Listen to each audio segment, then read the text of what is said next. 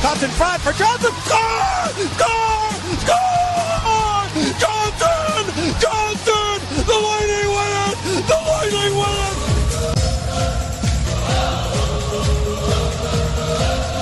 All right, ladies and gentlemen, welcome to the Out of Bounds interview here on SportsTownChicago.com. I am Robert Tatka, and with me is the voice of the Tampa Bay Lightning radio broadcast, Mr. Dave Mishkin. Dave, welcome to Out of Bounds here on SportsTownChicago.com. My pleasure. Thanks for having me. All right, Dave. I absolutely enjoy listening to you and Phil Esposito on your broadcast through XM Radio. It's actually who I was listening to throughout the entire Eastern Conference Finals.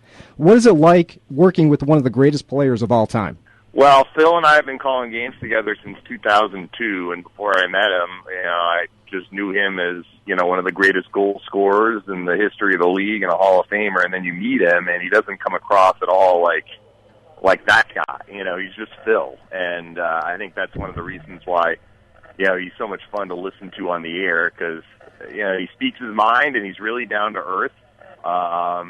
And, I really enjoyed working with him, obviously, these last 13 years. But the way he comes across on the air, which is really down to earth and a straight shooter, is basically what you get off the air, too. Well, I was going to say, I've actually looked onto YouTube and just seen some of the behind-the-scenes between you guys and the enthusiasm that you have whenever you call a goal score. And Phil just sits there like it's a ho-hum, no-nothing. It's kind of funny to see, like, the yin and the yang within your broadcast. Well, he gets excited about some goals. He sometimes gets more excited about the officials than I do. If he sees something he doesn't like. I guess they don't capture that on YouTube, though. Let's talk about the Stanley Cup Finals coming up. This is going to be the second time for the Lightning in the last 10 years. They actually won the Stanley Cup before that strike. But since about the past 4 years, the captain, Steve Yzerman, when he took over as general manager of the Lightning, he's not been afraid to make any tough decisions, even if that meant trading away star players. Just how impressive as a first-time general manager has Stevie Y been for the Tampa Bay Lightning? Well, he's as big a reason as any as to why the Lightning have undergone such a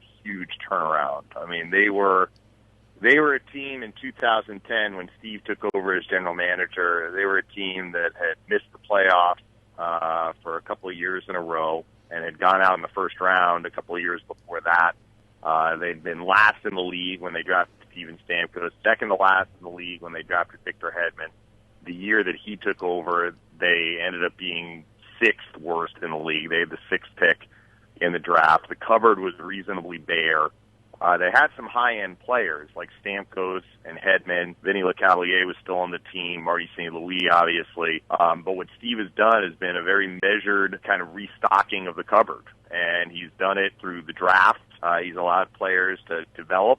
He hasn't rushed them to the NHL. And I think as the team started to improve, we saw it first at the minor league level. The guys like Tyler Johnson and Andre Palat and Alex Killorn, guys who are having an impact now at the NHL level. They won a championship in the American Hockey League in 2012 with John Cooper as the head coach. And those guys eventually matriculated up to the NHL, and the team got better. They had over 100 points last year, but lost in the first round of the playoffs to Montreal, 4 straight. They got swept. And I think part of that was a big learning curve for some of the players that hadn't been to the playoffs before. And I think they benefited from that, and we're seeing the fruits of, even that limited experience last year, as well as going through some experiences this year. But from Steve's standpoint, I think he was able to pinpoint from last year's team areas where, the team needed to improve. And I think in like a surgical manner, he went out and traded for Jason Garrison. He got a veteran defenseman. He signed Anton Strawman, another veteran defenseman. He was able to re-sign Ryan Callahan, who was acquired at the St. Louis deal. He brought in Brian Boyle as a free agent.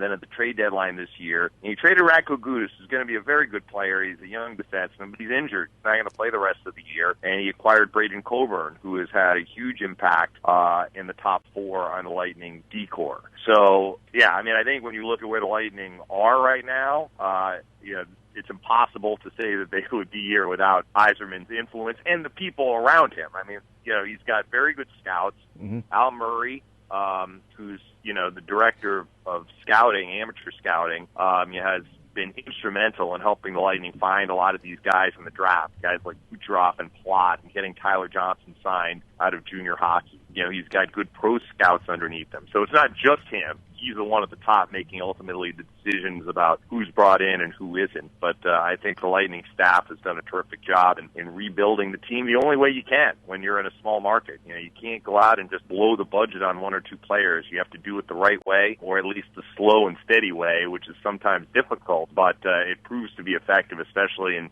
this cap era where it's hard to hold on to players. You need to constantly be drafting and developing well and being patient with those prospects. You're listening to Out of Bounds here on SportsTownChicago.com. I'm Robert Tatka here with Mr. Dave Mishkin of the Tampa Bay Lightning radio broadcast team. What would be the main reason why John Cooper has been so successful with the Tampa Bay Lightning in such a short time? Well, Coop is new to the NHL as a head coach, but he's not new to being a head coach.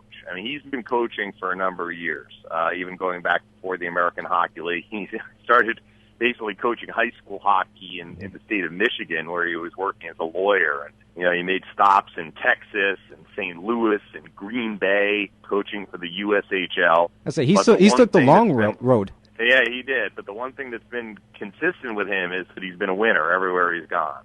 In fact, he's won a championship. Won a championship in St. Louis in the North American Hockey League. He won a championship in Green Bay in the USHL. He won a championship in the American Hockey League with the Norfolk Admirals in his second season there. So I think that there's an element of coaching is coaching. And he's just a good coach. He knows the game. He's a very good, if you want to call it, manager of people. I think that, that's certainly a strength of his. His players really love playing for him. But there's also an adjustment when you get to the NHL. And I think, again, you look at Steve Yzerman, one of the things that he did when Coop was promoted at the beginning of last year, they bring in Rick Bowness, who's, got a wealth of experience at the NHL level in all areas. He was a player, head coach, assistant coach. He knows the league inside and out, and he became associate coach. And I think that really helped Coop in terms of getting acclimated to the NHL. But ultimately, I think if you're a good coach, you're a good coach. And John Cooper has shown that he's a good coach at all levels, including the NHL. Definitely right, Dave. And like you're saying, it's not just being a good coach. Surrounding yourself with people who are good at what they do. And also, I've heard it many a times. You get to become a head coach, obviously, because you know your X's and O's and you can make those decisions. But it's managing people that has just totally makes a difference in a successful head coach to one that's not so successful. Well, that's a big part of it. You're right. I mean, I think you also have to know your X's and O's, and you have to implement a game plan, and you have to have good bench management during a game. But certainly being able to get your players to play for you is certainly a very big challenge for head coaches, and the coaches that can do it, obviously, are the ones that are pretty successful. Now, so far within the playoffs, the Lightning, they've done something that no other team has done in the modern era. They've defeated 3 of the original 6 teams so far, and they're going to go for their 4th against the Blackhawks. What are the Lightning going to have to do to defeat the Blackhawks this year in the Stanley Cup Finals? Well, the first 3 rounds, part of that is luck of the draw, obviously. Right. They didn't control who they were going to play. But I think the biggest challenge for the Lightning this playoff year, and I would also say up until this point, and I would also say it's a key. I don't know if it's the only key to beating the Blackhawks, but it's certainly a very big one, is the Lightning are at a disadvantage in terms of collective playoff experience. Now, they have some players with playoff experience. Brian Boyle and Anton Strawman went to the final last year with the Rangers. Brendan Morrow has been to a Stanley Cup final. Admittedly, it was 15 years ago when he was a rookie with Dallas, but he's been there, and he's been through a lot of different playoff series. Ryan Callahan has been through a number of playoff series. But as a collective group, the Lightning are a lot greener than every other team they've seen in the playoffs this year, and certainly a lot greener than the Blackhawks. You're talking about a team with a championship pedigree. The core of that team has won 2 cups, has been deep in the playoffs. They know what it takes to win a cup. And I think that hasn't been the only reason, but the Lightning have had some hiccups along the way this playoff year. Games where they haven't played necessarily at their best, or games have unraveled on them. And I think part of that is learning what it takes to have success when the stakes are this high. Now, ultimately, they've been able to either bounce back or recover within games and win the games they needed to win. But I think that's going to be a very important key for them, is to find a way to not let Chicago's experience become a factor in the series. And it's hard to say how that will be, but for example, in the series against the Rangers, you know, the Lightning are home in Game 6. They have a chance to eliminate the Rangers. It's a 2-1 game going into the third period. The Rangers are up, but I mean, it's still a winnable game. The Rangers score an early third period goal to make it 3-1, and the Lightning completely unraveled. And they had one of their worst defensive periods in the playoffs. And I think, you know, when you talk about being on the big stage and not letting those big moments get the best of you, it did there.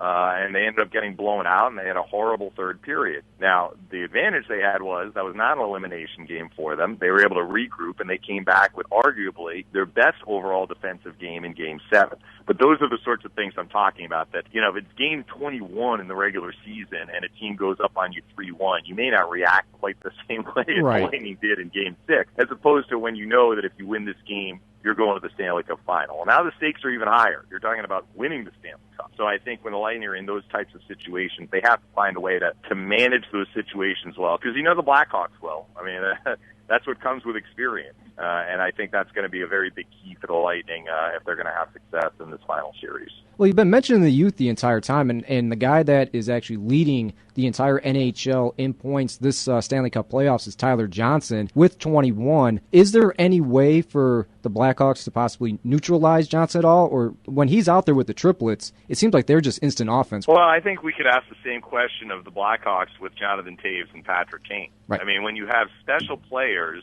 they are able to break down defenses.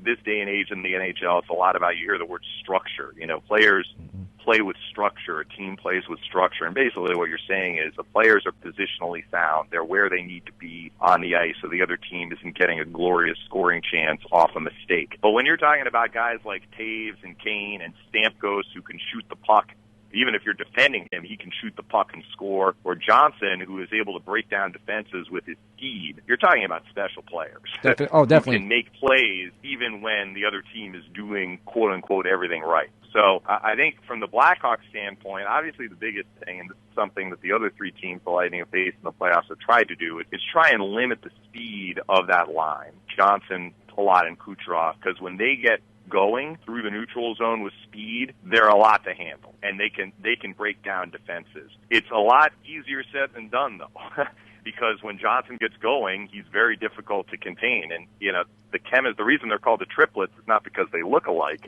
although they're all on the smaller side. The reason is that they have tremendous chemistry, and they're all players with high hockey IQs.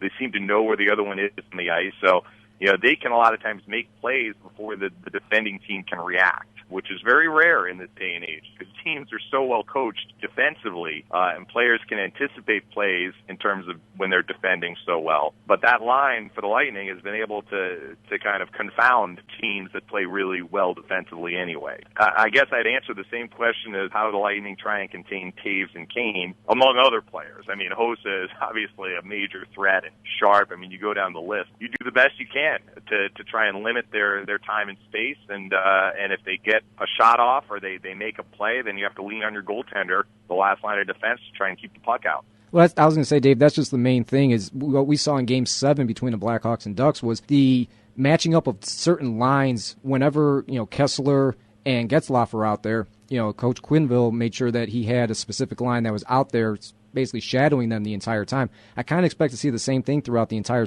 finals here. You're going to have both coaches trying to do their best to make sure that you have the right defensive players out there against those, certain lines, whether it's the Lightning making sure they have the best guys out there to go up against Toews and Kane, and then vice versa for the Blackhawks to go up against the triplets, or even Steven Stamkos.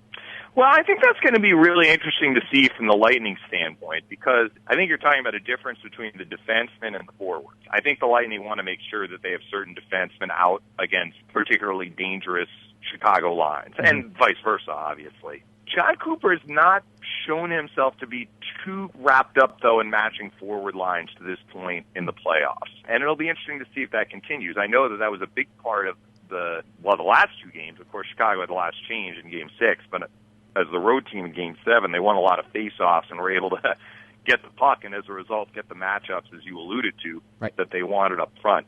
But the Lightning can put out two very dangerous lines. So I think that there is a little bit of a pick your poison there for the Blackhawks if they want to match forward lines And vice versa. I mean, especially if Kane and Taves are split up, you've got two dangerous lines regardless. Right. I mean, there's a lot of skill on Chicago, but you've got two game breakers on two different lines if you do split them up. So, I mean, I'm curious to see what the Lightning decide to do with that, if they worry about necessarily, having guys jump on, jump off, because the disadvantage of that is, it can be hard for guys to get into a rhythm. You're so wrapped up in, all right, you're on the ice for 5 seconds, now you got to jump on the bench, now you got to jump back on. If it works well for you, certainly do it, and it's worked well for the Blackhawks, and it did in Game 7. But to this point, Coop has not really shown himself to be a guy who's too wrapped up in that. He basically likes his guys to go out there and play your 30, 45-second shift and get to the bench. Now, he may not do that in the final. We'll have to wait and see how it plays out.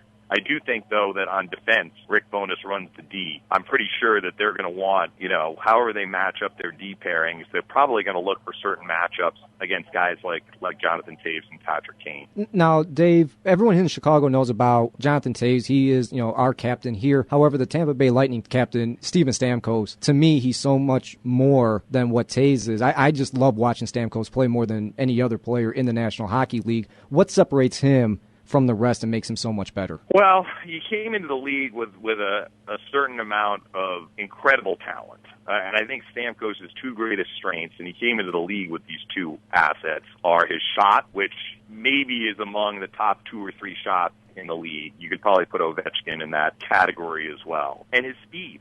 And with speed, you can create room for yourself to get a shot off. But the other parts of his game weren't at an elite level when he came into the league at 18. And for a lot of players, it's that's why you get better as you get older and get more experience. And I think, he struggled in the first round this year. He didn't have a goal in the 7-game series against the Red Wings, and that didn't score until Game 2 of the second-round series. But while he was struggling to score, he was really focusing on doing other things well. Mm-hmm. And I think that's what you can point to as his maturation as a player. He's over 50% on faceoffs. He's a plus player. He was defending really hard. He's got a physical component to his game. I mean, no one's going to confuse him with, Milan Lucic, let's say. Right. A guy who's going to go out there and, look to finish checks at every particular opportunity. But Stamkos has played a physical brand of hockey in the playoffs, and I think it's helped his game. I personally think you're selling Taves a little bit short. I think he's one of the top players in the league. I love watching Taves play because I think that from what I can see, he doesn't have any weakness to his game.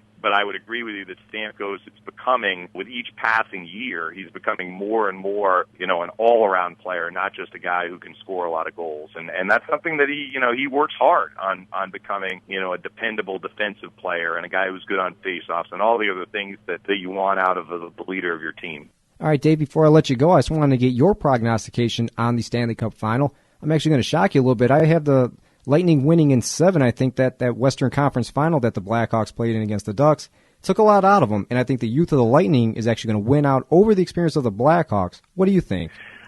You know what? I'm not big on predictions, either for a series or for individual games, and we've learned this playoff year is to expect the unexpected. But I do think that the Lightning are capable of winning the series. There's no question in my mind. But I also think, and they recognize this, they're going to have to be at their best. And if they are going to beat the Blackhawks, they're going to be beating one of the top teams, if not the top team in the league. And that's how I see it. So do I think the Lightning can win? I do think they can win. And I also think that, they've been trending in the right direction, if that's the right way to put it, throughout these playoffs. I think they're growing as a team and getting better with each passing round. But I also think they're going to need to be at their best if they're going to knock off the Blackhawks. All right, well, thank you very much, Dave, for joining us here on SportsTownChicago.com and Out of Bounds. Ladies and gentlemen, that's Dave Mishkin, the radio play-by-play voice of the Tampa Bay Lightning. I look forward to listening to your call on XM Radio. And thank you, Dave, again for joining us here on Out of Bounds on SportsTownChicago.com. My pleasure. Thanks.